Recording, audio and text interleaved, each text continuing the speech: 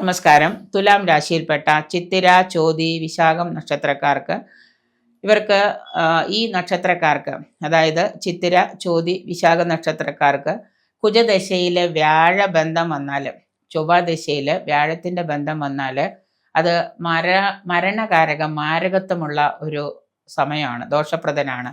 അപ്പോൾ ചിലപ്പോൾ ആ സമയത്ത് ചിലവർക്ക് എന്തെങ്കിലും പെട്ടെന്ന് അസുഖങ്ങളോ അല്ലെങ്കിൽ പെട്ടെന്ന് വല്ല അപകടങ്ങളോ ഒക്കെ വന്ന് എന്തെങ്കിലുമൊക്കെ ആപത്തുകൾ വന്നു ചേരാം. അങ്ങനെ വരാതിരിക്കാൻ വേണ്ടിയിട്ട്, അല്ലെങ്കിൽ അങ്ങനെ ഉണ്ട് എന്നുണ്ടെങ്കിൽ നിങ്ങൾക്ക് ചെയ്യേണ്ട എന്താണെന്ന് വെച്ച് കഴിഞ്ഞാൽ, നിങ്ങളുടെ പക്ക പിറന്നാളിൽ മഹാമൃത്യുഞ്ജയ ഹോമം ചെയ്യുക. മഹാമൃത്യുഞ്ജയ ഹോമം ചെയ്യുന്നതിനോടൊപ്പം തന്നെ ഒരു യന്ത്രം നിങ്ങൾ എഴുതി, മഹാമൃത്യുഞ്ജയ യന്ത്രം ഒരു സാത്വികനായ ഒരു കർമ്മിയെ കൊണ്ട് എഴുതിച്ച് ശരീരത്തിൽ കവചമായിട്ട് ധരിക്കാം.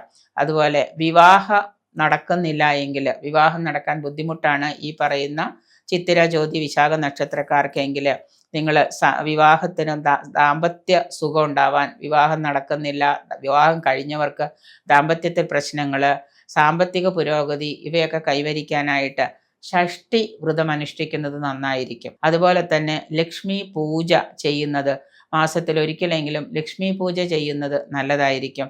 പിന്നെ മുരുകൻ്റെ പ്രീതി കർമ്മങ്ങൾ, സുബ്രഹ്മണ്യ പ്രീതി കർമ്മങ്ങൾ, അതിന് നിങ്ങൾ ചെയ്യേണ്ട എന്താണെന്ന് വെച്ച് കഴിഞ്ഞാൽ, ഒന്നുകിൽ നിങ്ങൾ വീടിനടുത്തുള്ള മുരുകൻ്റെ അമ്പലത്തിൽ പോയിട്ട് നിങ്ങളെ കൊണ്ടാവുന്ന രീതിയിലുള്ള വഴിപാടുകൾ ചെയ്യാം. വ്യാഴാഴ്ച ദിവസം ശ്രീകൃഷ്ണ ക്ഷേത്ര ദർശനം നടത്തുക. വ്യാഴാഴ്ച ദിവസം നിങ്ങൾ കൃഷ്ണൻ്റെ അമ്പലത്തിൽ പോയിട്ട്, അവിടെ വീടിനടുത്തുണ്ടെങ്കിൽ അങ്ങനെ, അല്ലെങ്കിൽ നിങ്ങൾ ജോലിക്ക് പോകുന്ന വഴിക്ക് എവിടെയെങ്കിലും ഒരു കൃഷ്ണൻ്റെ ക്ഷേത്രം കണ്ടുപിടിക്കുക. എന്നിട്ട് അവിടെ പോയിട്ട് എല്ലാ ദിവസവും നിങ്ങൾ കയറി അവിടെ ചെയ്യാൻ പറ്റുന്ന വഴിപാടുകൾ ചെയ്യുക. ബിസിനസ്സൊക്കെ ചെയ്യുന്ന ആളുകളുണ്ട്.